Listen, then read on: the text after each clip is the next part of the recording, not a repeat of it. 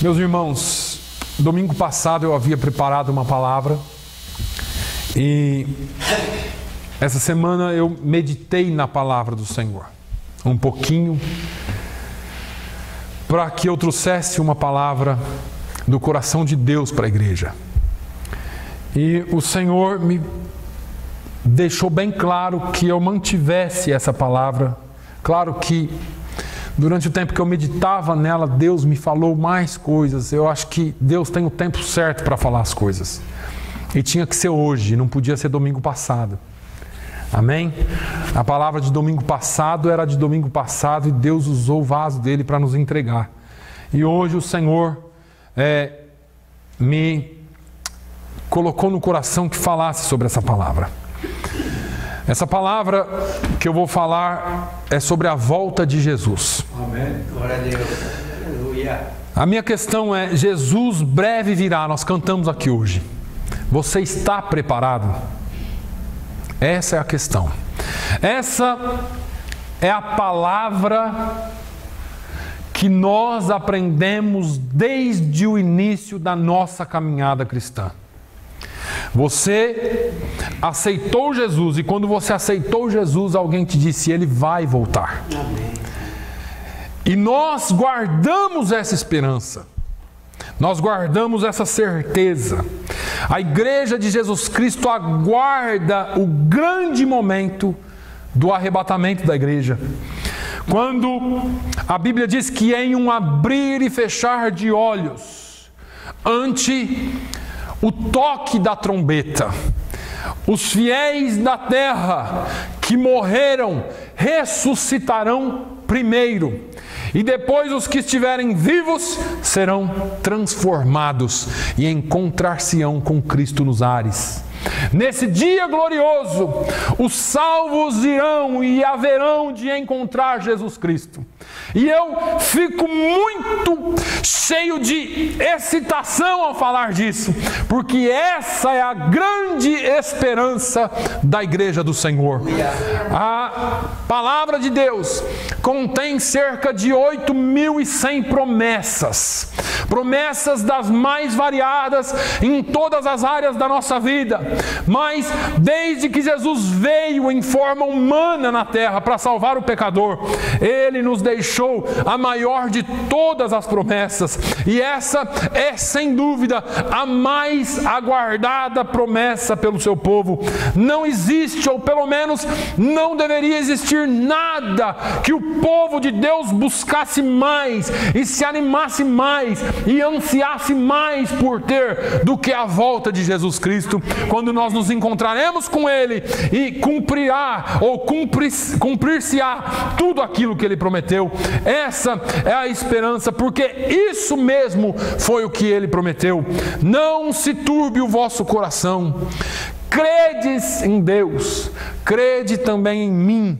Na casa do meu Pai há muitas moradas. Se não fosse assim, eu vou-lhe teria dito: vou preparar-vos lugar. E se eu for, ou quando eu for e vos preparar lugar, virei outra vez e vos levarei para mim, para que onde eu estiver, estejais vós também.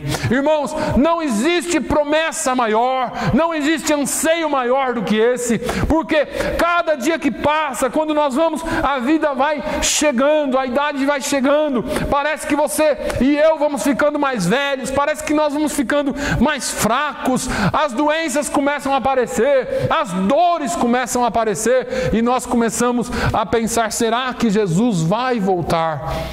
Os Tessalonicenses pensaram da mesma forma, e Paulo escreve para eles e diz assim: olha, eu não quero que vós sejais ignorantes quanto às coisas que hão de vir, porque naquele dia, ante o toque da trombeta, os mortos ressuscitarão e os vivos serão arrebatados e encontrar-se-ão nos ares com Cristo. Paulo não queria que ninguém fosse ignorante com relação a isso. O fato é que a igreja, a noiva do Cordeiro, precisa estar vigilante, precisa estar preparada para esse momento. Nós não podemos viver a vida cristã de qualquer jeito, porque Jesus não vai anunciar a sua vinda. Jesus já anunciou a sua vinda. O que tinha que ser dito já foi dito. A palavra de Deus diz que será como a vinda de um ladrão. Quantas vezes o ladrão ligou na sua casa e falou: hoje à noite eu vou lá roubar, tá bom? Nunca ele faz isso. O ladrão não anuncia, ele pesquisa, ele olha, ele fica parado lá em frente, vê o movimento, que hora você entra, que hora você sai, quando você volta, e assim por diante, olha tudo os seus costumes, e um dia ele planeja e entra, quebra e entra dentro da sua casa. Quando Paulo escreve a sua primeira carta aos Tessalonicenses, ele diz: porque vós mesmos sabeis muito bem que o dia do Senhor virá como ladrão de noite. Você não espera a vinda do ladrão, eu não espero a vinda do ladrão. Jesus ainda disse que seria como um relâmpago. Porque assim como o relâmpago sai do Oriente e se mostra até o Ocidente, assim será também a vinda do Filho do Homem. Mateus 24 e 27. Porque como o relâmpago ilumina desde uma extremidade inferior do céu até a outra extremidade, assim será também o Filho do Homem no seu dia. Lucas 17, 24. São palavras não do pastor Naline, são palavras de Jesus. São palavras de Jesus. Nós não sabemos quando o ladrão ataca, nós não sabemos quando um relâmpago acontece, até porque são milésimos de segundos, é um piscar de olhos. Você não espera, você está dirigindo, dá aquele relâmpago, você leva um susto, porque aquilo ilumina todo o céu e some. Assim será a vinda do Filho do Homem. Pastor, quando será? Não sei. Eu não sei. Uma coisa que eu quero falar para você hoje: nós devemos estar alertas. Devemos estar alertas, porque a vigilância caracteriza a atitude de espera do cristão que aguarda a volta de Jesus. Pastor, eu anseio pela volta de Jesus. Eu anseio por aquele dia. Eu não sei se eu vou ouvir a trombeta, eu não sei se vão ser os mortos, eu não sei, porque existem tantas teologias a respeito disso. Eu só sei que um dia ele virá, e eu anseio por isso. O que eu faço? Estejais atentos, estejais vigilantes. É disso que eu quero falar nessa manhã. Se estamos realmente preparados para a volta de Cristo, então nós devemos apresentar algumas coisas. E o que são? Devemos ter azeite suficiente para manter as nossas lâmpadas acesas. Vocês lembram que lá no Antigo Testamento nós estudamos aqui sobre o tabernáculo e aprendemos que o fogo deveria arder continuamente sobre o altar? Assim é a lâmpada do crente. Assim é a nossa vida. Nós devemos ter a chama do Espírito o tempo todo queimando em nós. Nós devemos ter esse anseio de ver e se encontrar com Jesus em todo o tempo. Lá em Mateus 25, nós temos a parábola das virgens sábias e loucas, das 10 virgens. Veja que eu poderia falar aqui das virgens sábias, mas eu vou falar das loucas um pouquinho. Se tem um exemplo que a Bíblia, que Jesus deixa para não seguir, é o exemplo das virgens loucas. Porque as virgens loucas, elas estavam, apesar de elas serem noivas, preste atenção, para que você não se engane. Pastor, eu sou crente, eu faço parte da igreja. Elas também faziam. Elas também eram noivas. E uma noiva nunca espera ser deixada na hora do altar. Não são os escândalos quando acontece isso. Olha, fulana foi deixada no altar. Não é um negócio terrível. Elas eram noivas. Elas achavam que estavam preparadas. Essa parábola ela é muito mais profunda, porque entra uma tradição judaica, e eu não quero entrar nisso hoje. Mas elas tinham que ter azeite na lamparina, elas tinham que ter óleo na lamparina, porque tinha que estar acesa, estar vigilante. Eu não sei que hora que o noivo vem, mas chegou um momento que alguém bateu na porta. E quando alguém bateu na porta, alguém que estava responsável por isso disse assim: olha, é o noivo. E aí começou uma correria de 5 mulheres. Começaram a correr, 5 outras não, estavam tão tranquilas. Elas pegaram a lamparina delas e foram até a porta. Abriram a porta e saíram com o noivo. As outras 5 correndo, desesperadas, e as loucas disseram àquelas prudentes que estavam saindo com o noivo: dai-nos do vosso azeite, porque as nossas lâmpadas se apagam. Mas as prudentes responderam, dizendo: não seja caso que nos falte a nós e a vós.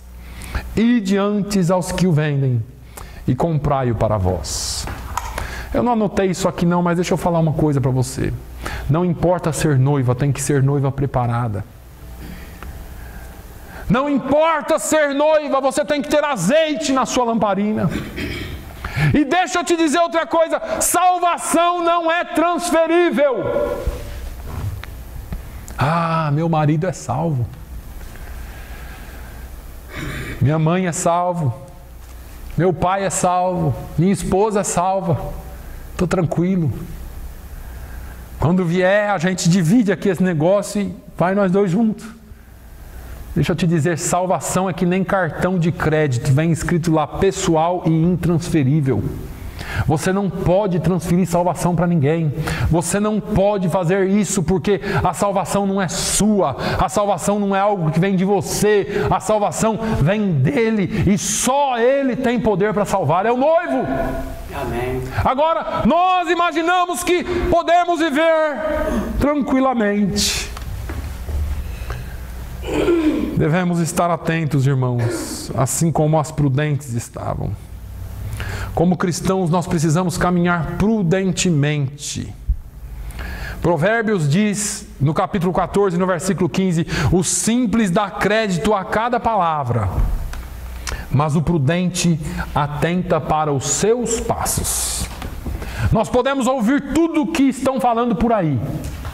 Nada disso adianta. O que você precisa olhar não é o que o povo fala, é como você anda. Ah, isso é assim, isso vai ser assim, isso vai ser assado. Eu vou olhar como que eu ando.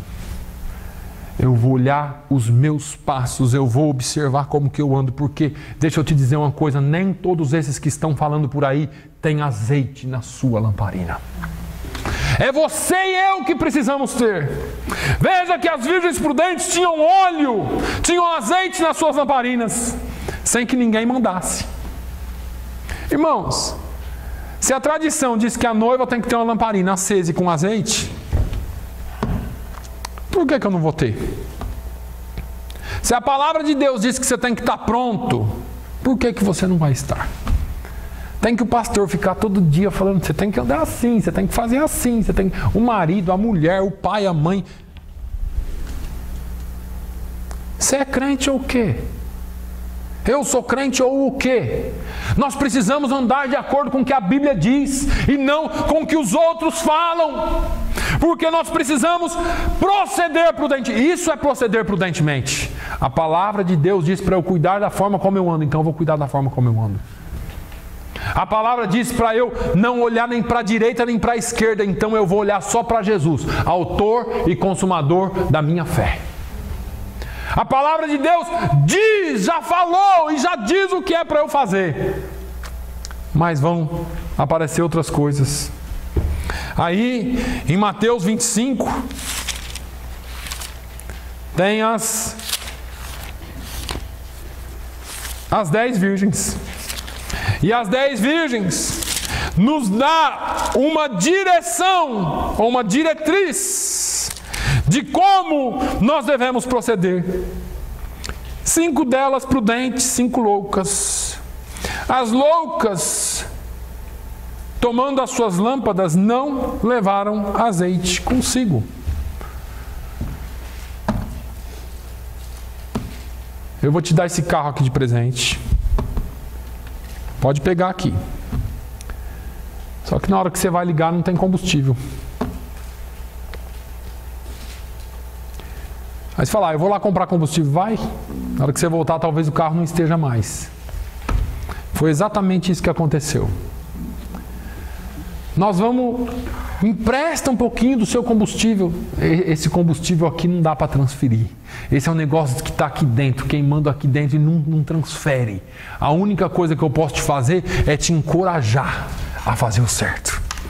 Eu não tenho como transferir, passar para você. Isso aí foi lá no Velho Testamento. Isso aí, é claro que a gente prega que se você estiver do lado de alguém que é bom, é claro que a Bíblia diz que as boas ou as más companhias corrompem os bons costumes, mas em relação à salvação é pessoal e intransferível.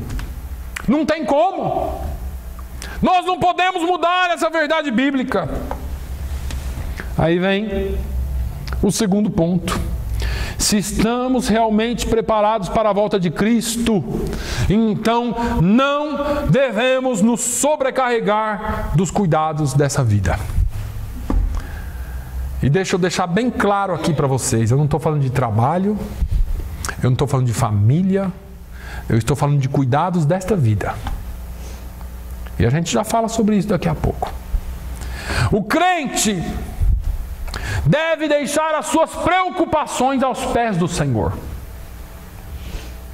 Então você tem problema com um filho lá.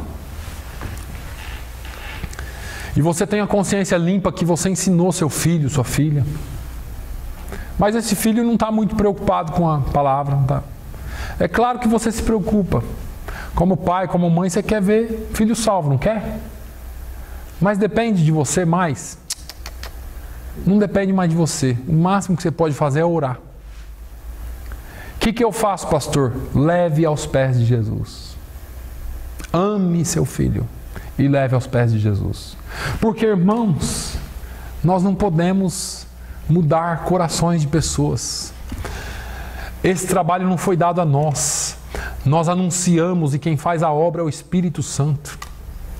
E quando as pessoas não querem nos ouvir, mesmo que sejam próximas a nós, nós temos que orar para que Deus marque um encontro com essa pessoa, ainda que seja num momento de tragédia, mas que Deus marque um encontro com ela.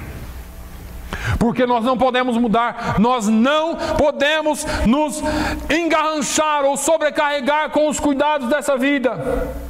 Jesus exortou-nos a olhar para as aves do céu e disse assim, olha, elas não trabalham. Vamos ler lá, Mateus 6, 25 e 26. Mateus 6, 25 e 26 diz assim, por isso vos digo, não andeis cuidadosos quanto à vossa vida, pelo que haveis de comer, ou pelo que haveis de beber, nem quanto ao vosso corpo, pelo que haveis de vestir. Não é a vida mais do que o mantimento, e o corpo mais que o vestuário? Olhai para as aves do céu, nem semeiam, nem cegam, nem ajuntam em celeiros, e vosso Pai Celestial as alimenta. Não tendes vós muito mais valor do que elas? Jesus faz uma pequena comparação aqui. Vocês estão preocupados com comida, com bebida, com roupa? Deixa eu falar uma coisa para vocês. As aves do céu não semeiam, elas não colhem, elas não ajuntam em celeiros, e o Pai do céu, o nosso Pai, as alimenta todos os dias. Você não tem mais valor do que um pardal? Do que uma andorinha? Do que um sabiá? Será que o seu valor é tão limitado assim? Jesus está fazendo as pessoas pensarem. Nós não podemos ficar preocupados ao ponto, sabe por quê, irmão? Porque é pecado. Você se declara crente, você diz que é filho de Deus, você diz que Deus é o seu Senhor, que Ele é dono do ouro e da prata, do mundo, e aí, quando as coisas acontecem, você perde o emprego, acontece alguma coisa na sua vida, ao invés de você demonstrar confiança nele, você vai chorar pelos cantos, reclamar com o vizinho, estou desempregado, você sabe, não sei o que vai acontecer. Todos nós temos preocupações. Você se preocupa com a família, você se preocupa com os filhos, mas não existe nada melhor do que pôr a nossa confiança em Deus, porque Ele nos sustenta, porque Ele é fiel. O escritor aos Hebreus nos exorta em Hebreus 12, portanto nós também, que estamos rodeados de uma grande nuvem de testemunhas. Esse aí é o problema que eu estou falando para você. Você não está sozinho no mundo, está todo mundo olhando. Olha o crente em desespero, rapaz. Ele não falou que servia a Deus? Como que você vai pregar depois para essa pessoa? A pessoa cai de cama lá, você vai, não, tem que confiar em Deus. Rapaz, você estava chorando ontem lá porque você perdeu o emprego. Você vai falar para mim que eu não posso chorar? Você estava lá reclamando do vizinho, reclamando do serviço, reclamando do patrão. Agora você vai falar para mim que eu não posso reclamar? A nossa vida, o nosso testemunho diz muito. O escritor aos Hebreus fala assim, olha, nós que estamos rodeados de uma tão grande nuvem de testemunhas, deixemos todo o embaraço e o pecado que de tão de perto nos rodeia, e corramos com paciência a carreira que nos está proposta, olhando para Jesus, autor e consumador da fé, o qual, pelo gozo que lhe estava proposto, suportou a cruz, desprezando a afronta, e assentou-se à destra do trono de Deus. O apóstolo Pedro nos ensina, lançando sobre ele toda a vossa ansiedade, porque Ele tem cuidado de vós. Eu estou falando da volta de Jesus aqui, irmãos. Quem está preparado para a volta de Jesus não deve ficar descabelando por aí, não. Não deve ficar se matando por qualquer coisa. Não deve ficar se preocupando por qualquer coisa. Nós nos preocupamos, mas a preocupação ela tem um nível. Passou disso é a ansiedade. Ai, estou desesperado porque eu não sei o que vai acontecer. Ai, meu Deus, nem vim na igreja. Nem vou para a igreja que eu estou tão... Perdeu o foco. Quem é o seu Senhor? Quem foi que te chamou das trevas para a sua maravilhosa luz? Ou você crê ou você não crê. Mas se estamos realmente preparados para a volta de Cristo, então devemos ter uma vida santificada. E aqui fala de azeite. Aqui fala do óleo. Porque o escritor aos Eclesiastes, no capítulo 9 e no versículo 8, quando Salomão escreveu Eclesiastes, ele diz, em todo tempo sejam alvas as tuas roupas e nunca falte o óleo sobre a tua cabeça. Ele está falando aqui, irmãos, de estar preparado, uma vida limpa e santificada na presença de Deus. Quando Jesus falou com João lá no Apocalipse, você lembra que ele falou com as 7 igrejas da Ásia Menor. E ele escreve para a igreja de Sardes. E eu poderia parar aqui e falar só disso. Eu vou continuar um pouquinho. Mas quando ele escreveu lá em Apocalipse, se eu não me engano, no capítulo 3, e nos versículos 1 a 6, ele diz, e ao anjo da igreja que está em Sardes escreve, isto diz o que tem os 7 Espíritos de Deus e as 7 estrelas. Conheço as tuas obras. Tens nome de que vives e está morto. Para aí um pouquinho. Você é noiva. É noiva. Está vestido de noiva, mas não está preparado. Tem nome de que vives, mas estás morto. Sê vigilante. Isso aqui é uma ordem. É um SE com acento circunflexo em cima. É circunflexo, né? Se de seja. É uma ordem de Jesus. Seja vigilante. E confirma os restantes que estavam para morrer, porque não achei as tuas obras perfeitas diante de Deus. Lembra-te, pois, do que tens recebido e ouvido. Guarda-o e arrepende-te. E se não vigiares, virei sobre ti como quem? Como ladrão. e não saberás a que hora virei sobre ti. Mas também tens em Sardes algumas poucas pessoas que não contaminaram as suas vestes, e comigo andarão de branco, porquanto são dignas disso. Deixa eu te dizer uma coisa, pode estar tudo de cabeça para baixo. Pode estar cheio de crente falando que é crente e não é crente. Pode estar um monte de gente aprontando o que quiser aprontar. E você olha e você está que nem Elias. Senhor, só eu fiquei. Mas Jesus vem e fala assim, não. Tem alguns que não se contaminaram. E esses são dignos de andar de branco comigo. Esses serão os arrebatados. Estes são os que vêm da grande tribulação e lavaram as suas vestes no sangue do Cordeiro. São esses que vão entrar na glória. E Jesus disse: o que vencer será vestido de vestes brancas, e de maneira nenhuma riscarei o seu nome do livro da vida, e confessarei o seu nome diante de meu Pai e diante dos seus anjos. Quem tem ouvidos, ouça. Sabe o que é isso aqui, irmão? Você fala assim, mas por que Jesus tem que confessar o meu nome diante do Pai? É porque você pode dizer assim, eu sou tão fraco, eu sou tão pequenininho, eu sou só um no meio da multidão. Parece que só sobrou eu.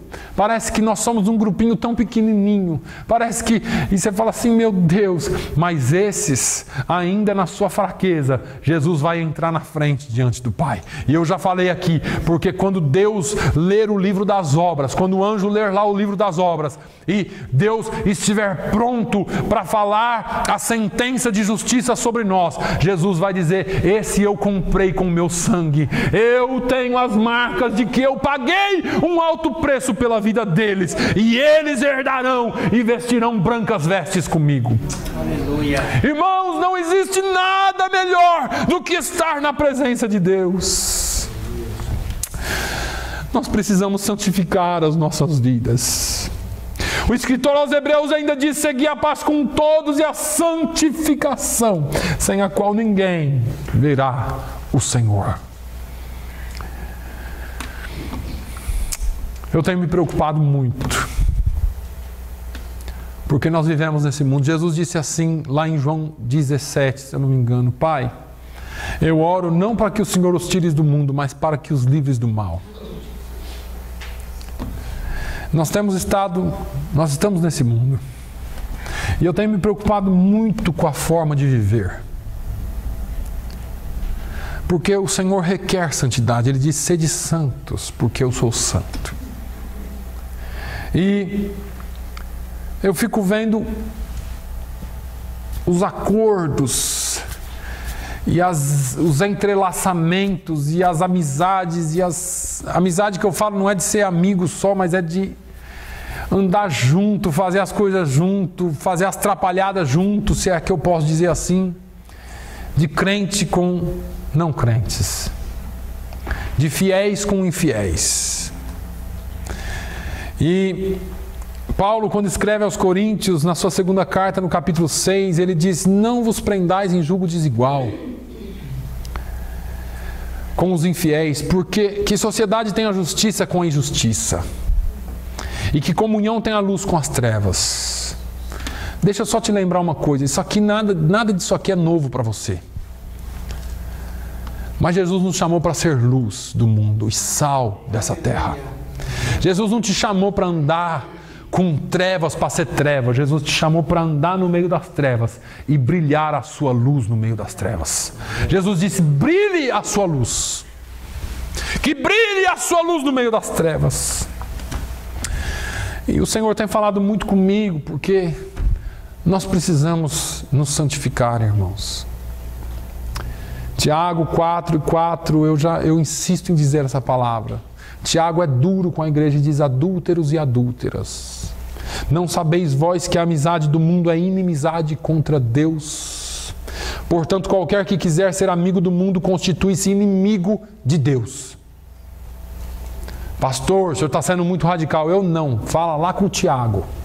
Liga para ele. Põe no Facebook dele. Não sou eu não. O grande problema nosso é que nós não estamos acreditando na Bíblia como ela é. A amizade do mundo é inimizade contra Deus. E está cheio de crente querendo ser amiguinho do diabo. Ah, tudo bem, tranquilo. Ah, mesmo. A sua amizade com o mundo tem te afastado de Deus e tem feito com que Deus vire as costas para você. A minha amizade com o mundo faz com que Deus vire as costas para mim. Faz com que Deus se torne inimigo meu. Porque Ele diz que Ele é Deus zeloso. Porque Ele diz que Ele é Deus que tem ciúme de nós. Deus não divide a sua glória com ninguém. E se você não sabe, você é a coroa da glória de Deus. A melhor parte da criação dele é você. E Ele não quer te dividir com mais ninguém. Tanto que Ele mandou o seu único filho para morrer por você, para te salvar. Não ameis o mundo, nem o que no mundo há. Se alguém ama o mundo, o amor do Pai não está nele.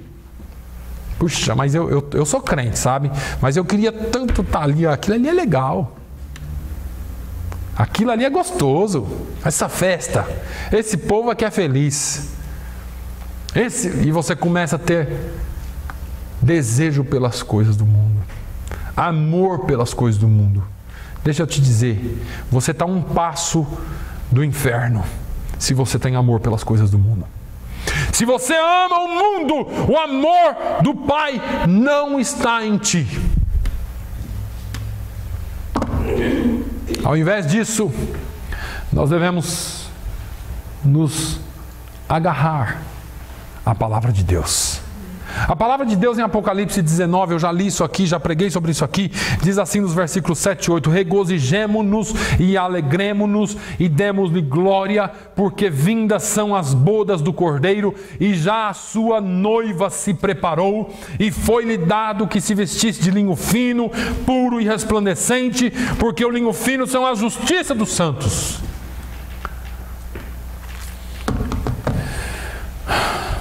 O linho fino são as justiças dos santos. Como tem sido a nossa vida? Deixa eu te relembrar, eu estou falando de volta de Jesus. Eu estou te falando de volta de Jesus. Se estamos realmente preparados para a volta de Jesus, então devemos esperar somente em Cristo. Somente em Cristo. O verdadeiro cristão, aquele que anseia e que espera pela volta de Cristo, não está preocupado com as coisas que o rodeiam. Ou se está, não deve. Ou se já esteve, não deve se preocupar. Em Lucas 21 e 8,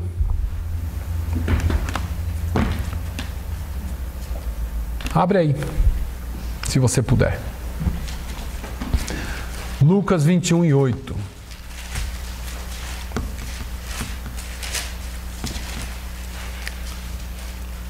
Disse então ele, quem? Jesus. Jesus disse: vede, não vos enganem, porque virão muitos em meu nome dizendo: sou eu, e o tempo está próximo. Não vades, portanto, após eles. Para aí. Essa mensagem é muito bonita, irmãos. É muito bonita. Porque eu vou traduzir ela para você. Vai chegar um tempo, ou já chegou esse tempo, nós estamos vivendo um tempo que é tanta coisa nos chamando a atenção e dizendo para nós: chegou o tempo. Chegou. Jesus vai voltar amanhã, hoje, depois da 1. Se prepara. E às vezes a gente se pega olhando isso, ou acreditando nisso. Deixa eu te dizer uma coisa, Jesus vai voltar, irmãos, e eu vou dizer de novo: Maranata, ora vem, Senhor Jesus. Pode ser agora, eu quero que Jesus volte. Eu anseio pela volta de Jesus. Eu espero a volta de Jesus. E como cristãos nós devemos, cada vez que falar em volta de Jesus, tinha que ter uma chama, parecer aquelas fornalhas que parece que você está jogando fogo, o fogo crescer em você. Porque hoje em dia a volta de Jesus não é um assunto popular mais. Se fala em volta de Jesus, tem gente que até se arrepia. Fala, não, Jesus não vem não, que eu ainda não estou pronto, pelo amor de Deus. Espera um pouco mais. Deixa eu curtir mais a vida. Eu quero ver meus netos, meus filhos. E as pessoas ficam tentando procrastinar a volta de Jesus. Parece que dá um tempo, Jesus, não vem ainda não, que eu quero curtir mais a vida. Eu acabei de comprar essa casa aqui, agora você vai voltar? Deixar isso aqui tudo pro diabo? O povo vai usar? Pro governo? Acabei de comprar um carro novo, nem curti. Meu filho acabou de casar, agora eu quero ter neto. E a gente fica preso às coisas do mundo. Mas deixa eu te falar, chega esse tempo em que as pessoas, é tanta gente se apresentando como profeta de Deus. Isso tem me inquietado um pouco, irmãos. Porque eu sei que alguns de vocês veem, mas eu também vejo. Então, eu não estou falando isso para você, eu estou falando para nós.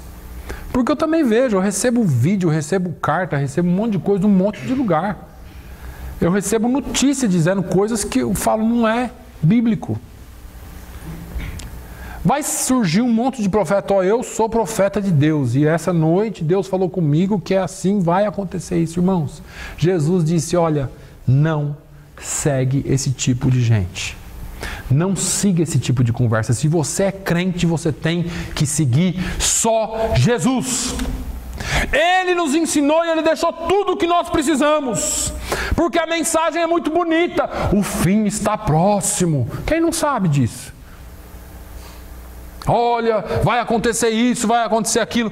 E o diabo tem enganado as pessoas com o que vai acontecer.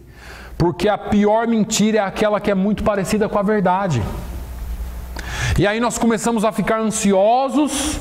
E Jesus falou, não andeis ansiosos. E nós começamos a ficar preocupados com o que vai acontecer.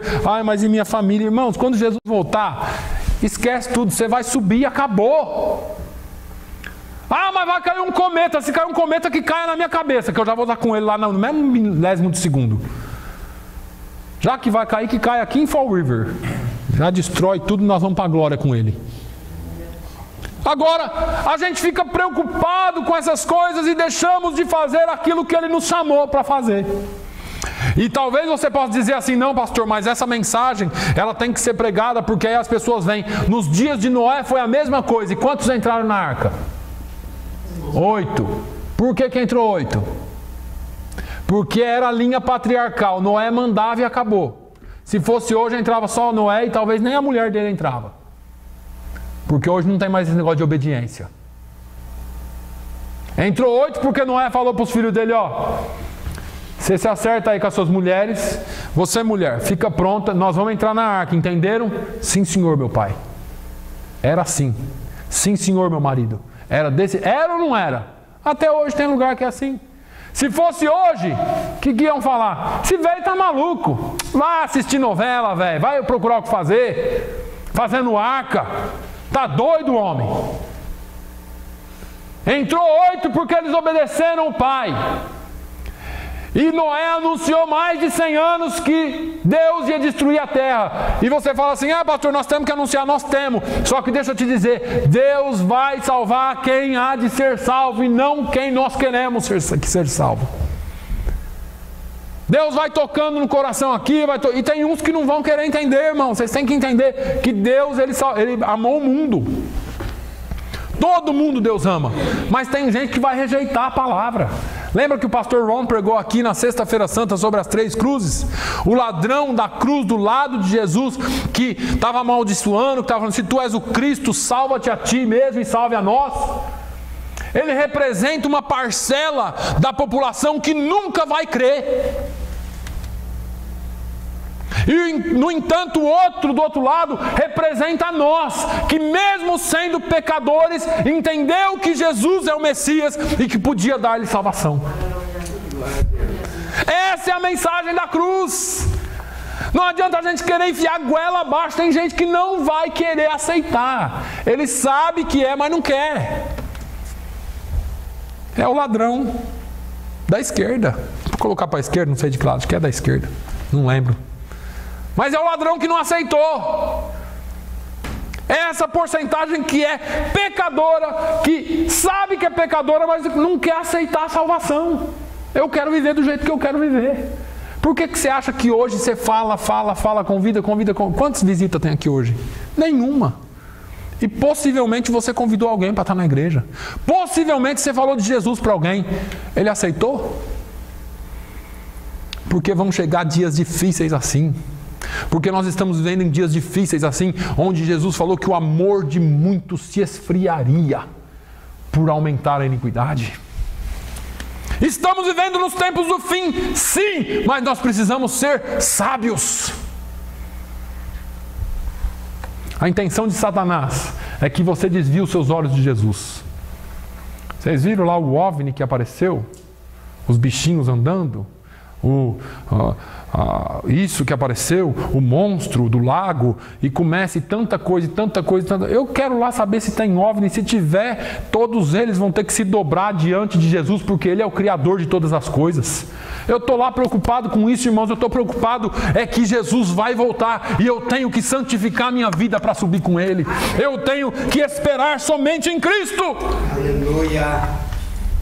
Temos que ficar com Jesus e com a Bíblia. Tudo que Jesus tinha para te dizer de profecia, Ele já deixou aqui. Eu não estou aqui, já vou dizer de novo, tirando ou desfazendo do dom de profecia que ainda existe no meio da igreja, porque Deus deixou os dons para edificar a sua igreja. Mas aquilo que não edifica não é profecia. Se está trazendo confusão, não é profecia. Se está trazendo desespero, não é profecia de Deus. A profecia com relação ao fim está aqui. E eu vou te falar uma coisa, sabe por que não está tudo claro aqui? Exatamente para você não marcar data. Exatamente para você não dizer assim, mas a Bíblia diz, essa linha escatológica diz isso, é a que eu mais acredito. Tem outras que dizem a mesma coisa ou coisas diferentes e todas elas têm base bíblica. Agora, a palavra de Deus em Hebreus 12:2, que nós já lemos aqui, diz assim: olhando para Jesus, autor e consumador da fé, o qual pelo gozo que lhe estava proposto suportou a cruz, desprezando a afronta, e assentou-se à destra do trono de Deus. Deixa eu te dizer uma coisa, foi Ele que desprezou a afronta, foi Ele que suportou a cruz, foi Ele que se assentou e está assentado à destra de Deus. Foi Ele e é Ele que criou e é o Criador de todas as coisas. Foi Ele e é Ele na nossa vida. Quem é que pode fazer por nós o que Jesus fez? Quem é que pode falar conosco como Jesus fala? Quem é que pode nos dar a esperança que Jesus nos dá? Ninguém. Pode aparecer o maior profeta, pode aparecer a melhor pessoa, mas se for uma vírgula contra o que Jesus disse aqui, está fora. Como dizem por aí, é carta fora do baralho. Não serve para nós. O Antigo Testamento. Deus usa o profeta Isaías e diz: olhai para mim e sereis salvos. Vós todos os termos da terra, porque eu sou Deus e não há outro. Olhai para mim, diz o Senhor, e sereis salvos. O verdadeiro cristão não se deixa abater pelas tribulações da vida, não se deixa levar pelas coisas da vida. Paulo diz aos Romanos 8:18, porque para mim tenho por certo que as aflições deste tempo presente não são para comparar com a glória que em nós há de ser revelada. Irmãos, deixa a tribulação comer solta por aí. Tem coisa que a igreja não conseguirá mudar. Ouve o que eu estou falando para vocês. Mas nós temos que ter representantes na Casa dos Deputados, dos senadores. Temos. Algumas coisas nós vamos conseguir brecar, refrear um pouquinho. Mas deixa eu te falar, você não vai ser preso por pregar o evangelho, não. Pastor, vai. Pode até ser, mas esse não vai ser o principal. Jesus disse assim, quando vos levarem às cortes, aos magistrados, inventando toda sorte de mentira contra vós. Você vai ser preso por crime capitulado no Código Penal. Manuel matou, ainda que você não tenha matado. Jesus disse isso com a boca dele: olha, eles vão inventar mentira de vocês. João Carlos roubou. Fala para mim, você está dentro de uma loja, a polícia chega e fala assim: você roubou. Fala, não roubei, não é um engano. Não pode ser. Ele fala: não, está aqui, nós temos uma filmagem de que você roubou. Hoje, para burlar uma filmagem é a coisa mais fácil do mundo. Você vai para a cadeia sem ter feito nada. Você fala assim: mas eu não fiz nada, eu estou sendo perseguido. É um engano. Você vai preso inocente porque vão inventar mentiras a seu respeito. Não foi assim que mataram Jesus? Lê todos os evangelhos. Eles vão falar: e naquele dia, alguns foram pagos para falar que ele tinha blasfemado, que ele tinha feito. Então, hoje, religião não prende ninguém. Mas os crimes capitulados, vai aparecer uma mulher para falar que eu ou você tentou estuprá-la. E aqui você não precisa de prova, você não precisa de nada. É só falar, está preso. Você vai fazer o quê? Se a pessoa falar: não, ele fez, acabou. Acabou, você vai ser levado aos magistrados por mentira que vão falar de você. Aí você fala: mas eu estou sendo perseguido. A Bíblia diz assim: olha, alegrem-se quando mentindo contra você perseguirem por causa do meu nome. Vós tendes um galardão no céu. Aleluia. Mas nós não somos cheios de direitos. Nós somos cidadãos. Nós queremos os nossos direitos. Me desculpem, meus irmãos, nós não somos cheios de direitos, nós somos cidadãos do céu, nós somos estrangeiros aqui. O Senhor nos chamou para representá-lo e Ele disse: olha, eu fui perseguido. Você é melhor que eu, rapaz? Você é melhor que eu, mulher? Você acha que você não vai ser perseguido? É melhor você se preparar sim para a perseguição, mas é melhor você se preparar, se santificar, pedir para o Espírito Santo te dar ousadia. E eu vou te falar mais. Vai ter um passarinho que vai chegar lá no seu ouvido nesse dia e vai falar assim: ó, o seu problema é Jesus. Se você negar Jesus e se você inventar aqui uma mentirinha, seu problema está resolvido. Os caras te soltam aqui agora. E vai ter gente que vai falar: não, tudo bem, eu vou negar.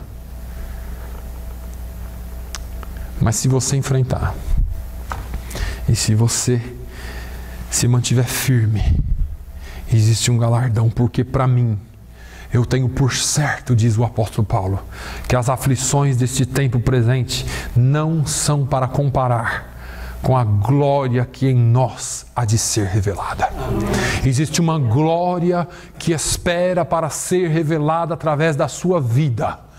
Não é pelo que você tem, não é pelo que você vai dizer, mas é pelo que você representa aqui nessa terra. Você é embaixador de Cristo nesse lugar. Amém. Existem algumas outras coisas que você precisa saber. Jesus disse: passarão os céus e a terra, mas as minhas palavras não hão de passar. Se você quiser ter uma noção do que Jesus falou, pega uma Bíblia que tem letra vermelha e lê só a parte vermelha. Só onde Jesus falou. Você vai começar a dar um pouquinho mais de valor e de razão para a palavra de Deus. E você vai começar a se preparar um pouquinho mais para o que há de vir. Pastor, Jesus vai vir antes da tribulação, durante a tribulação, depois não importa. O que importa é que Ele virá e não tardará. O escritor aos Hebreus, se eu não me engano, descreve: só mais um poucochinho de tempo e aquele que há de vir virá e não tardará. Ele não tardará, mas mesmo que Ele tarde, para nós, na nossa visão, nós não podemos ser covardes. O cristão que espera a vinda de Cristo precisa esconder a palavra de Deus em si. Precisa guardar, como o Salmo 119, 111 diz: guardei, escondi a tua palavra no meu coração, para não pecar contra ti. Esperar a vinda de Cristo com fé e confiança. Irmãos, tem que se esperar a vinda de Cristo com fé e confiança. Aguardando a bem-aventurada esperança e o aparecimento da glória do grande Deus e nosso Senhor Jesus Cristo. Tito, Paulo escrevendo a Tito, fala para nós esperarmos com esperança, aguardarmos com esperança. Pedro nos escreve: mas amados, não ignoreis uma coisa, que um dia para o Senhor é como 1000 anos, e 1000 anos como um dia. O Senhor não retarda a sua promessa, ainda que alguns a têm por tardia. Mas é longânimo para conosco, não querendo que alguns se percam. Deixa eu te falar uma coisa, Ele está falando de você, meu irmão. Se Jesus não veio ainda, é porque Ele olha para mim e para você e fala assim, Ele precisa santificar um pouquinho mais. Eu investi tanto naquela vida. Eu já ensinei tanto ele, eu já falei tanto com ela. Eu quero que ele dê um passinho mais adiante. Aí eu venho, porque eu sei que nesse dia ele vai estar preparado. Olha aqui, ainda que alguns a têm por tardia, mas ele é longânimo para conosco. Não é para com o mundo. Pedro está falando da gente. Ele é longânimo para... Jesus olha para a igreja dele, tem hora que eu acho que ele chora. Ele fala assim, aquele meu filho, aquela minha filha, eu já falei tanto com ele, parece que ele não entende. Eu vou falar mais um pouquinho, vou falar diferente agora. Talvez ele entenda, porque eu não quero perder ele, eu não quero perder ela. Eu quero voltar e o dia que eu voltar, eu quero levá-los para a glória comigo. Aleluia. A gente precisa entender que Jesus é longânimo, Ele está esperando você tomar uma atitude. Mas o dia do Senhor virá como ladrão de noite, no qual os céus passarão com grande estrondo, e os elementos ardendo se desfarão, e a terra e as obras que nela há se queimarão. E assim vai. Depois você lê 2 Pedro 1, ou 3 melhor. 2 Pedro 3. Eu quero que você abra aí agora, para a gente terminar, em Apocalipse 22. É o último livro da Bíblia, o último capítulo da Bíblia. Eu não vou te explicar ali não. Eu vou ler para você devagarzinho. Apocalipse 22. A palavra de Deus, essa palavra aqui é de Jesus. É Jesus falando. Não sou eu. Eu só vou ler para você. O último capítulo da Bíblia. João está escrevendo o que Jesus mostrou para ele. E mostrou-me o rio puro da água da vida, claro como cristal, que procedia do trono de Deus e do Cordeiro. No meio da sua praça e de uma e de outra banda do rio, estava a árvore da vida, que produz 12 frutos, dando seu fruto de mês em mês. E as folhas da árvore são para a saúde das nações. E ali nunca mais haverá maldição contra alguém. E nela estará o trono de Deus e do Cordeiro, e os seus servos o servirão. E verão o seu rosto, e nas suas testas estará o seu nome. E ali não haverá mais noite, e não necessitarão de lâmpada nem de luz do sol, porque o Senhor Deus os ilumina, e reinarão para todo sempre. E disse-me: estas palavras são fiéis e verdadeiras. E o Senhor, o Deus dos santos profetas, enviou o seu anjo para mostrar aos seus servos as coisas que em breve hão de acontecer. Eis que cedo venho. Bem-aventurado aquele que guarda as palavras da profecia deste livro. E eu, João, sou aquele que vi e ouvi estas coisas. E havendo-as ouvido e visto, prostrei-me aos pés do anjo que me mostrava para o adorar. E disse-me: olha, não faças tal, porque eu sou conservo teu e de teus irmãos os profetas, e dos que guardam as palavras desse livro. Adora a Deus. E disse-me: não seles as palavras da profecia deste livro, porque próximo está o tempo. Quem é injusto, faça injustiça ainda. Quem está sujo, suje-se ainda.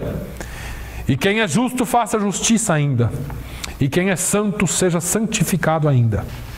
E eis que cedo venho, e o meu galardão está comigo, para dar a cada um segundo a sua obra. Eu sou o Alfa e o Ômega, o princípio e o fim, o primeiro e o derradeiro. Bem-aventurados aqueles que lavam as suas vestiduras no sangue do Cordeiro, para que tenham direito à árvore da vida e possam entrar na cidade pelas portas. Ficarão de fora os cães e os feiticeiros e os que se prostituem e os homicidas e os idólatras e qualquer que ama e comete a mentira. Eu, Jesus, Enviei o meu anjo para vos testificar essas coisas nas igrejas. Eu sou a raiz e a geração de Davi, a resplandecente estrela da manhã. E o Espírito e a esposa dizem: vem. E quem ouve, diga: vem. E quem tem sede, venha. E quem quiser, tome de graça a água da vida. Porque eu testifico a todo aquele que ouvir as palavras da profecia deste livro, que se alguém lhes acrescentar alguma coisa, Deus fará vir sobre ele as pragas que estão escritas neste livro. E se alguém tirar qualquer palavra desse livro, ou do livro desta profecia, Deus tirará a sua parte da árvore da vida e da cidade santa que estão escritas neste livro. Aquele que testifica estas coisas diz: certamente cedo venho. Amém. Ora vem, Senhor Jesus. A graça de nosso Senhor Jesus Cristo seja sobre todos vós. Amém. Ora vem, Senhor Jesus. Irmãos, não se preocupe com o que vai acontecer. Pastor, estão mexendo na Bíblia. Estão tirando coisa e pondo coisa. Jesus está olhando. Jesus está vendo. Ele virá. Cedo. Eis que cedo venho. E eu só vou repetir o que ele fala lá em Apocalipse 2. Guarda o que tem, para que ninguém tome ou roube a sua coroa. Guarda o que você tem. Agarre essa palavra. Jesus virá. Ele está às portas. Pode ser hoje. Ora vem, Senhor Jesus. Mas se Ele não vier hoje, quando Ele quiser vir, nós estaremos preparados. Feche os seus olhos. Andrew. Pai, eu te louvo. Eu te louvo, Senhor, porque o Senhor é fiel. Eu te louvo, Senhor, porque o Senhor cuida de nós. E a Tua palavra tem nos deixado tudo o que nós precisamos com relação à Sua vinda. Senhor, muito obrigado. Muito obrigado, Senhor. Muito obrigado pela Tua palavra. Muito obrigado pela Sua longanimidade, que o Senhor espere e aguarda que nós nos reconciliemos contigo. Senhor, que nós possamos ter a viva esperança de estarmos contigo. Que nós possamos ter a viva esperança de sermos arrebatados nos ares contigo. E que enquanto nós estivermos aqui, o Teu nome seja glorificado em nós. Que nós possamos propagar a viva esperança da salvação eterna que está em Ti. Dê-nos uma semana abençoada no nome de Jesus. Dê-nos uma semana abençoada no nome de Jesus. Vamos cantar. Tudo nos mostra que Cristo é Jesus voltará. A deste mundo o mar se revolta. Breve Jesus. Cante a Ele nessa manhã. Breve virá.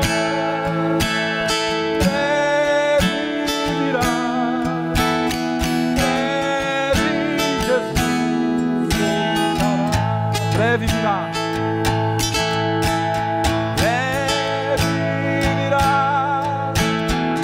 Breve virá. Breve Jesus. Aleluia. Te louvamos, Senhor, e aguardamos a Tua vinda, Senhor. Prepare-nos para encontrar contigo, Jesus, porque nós queremos estar contigo eternamente. E vivemos contigo eternamente nos ares, Senhor. Aleluia, aleluia, te louvamos, ó Deus. Em nome de Jesus, no nome de Jesus, no amor de Deus, a graça do nosso Senhor e Salvador Jesus Cristo, a comunhão e a consolação do Espírito Espírito Santo seja sobre todo o povo de Deus, hoje e sempre. Todos digam amém, amém e amém. Aleluia. Thank you, brother.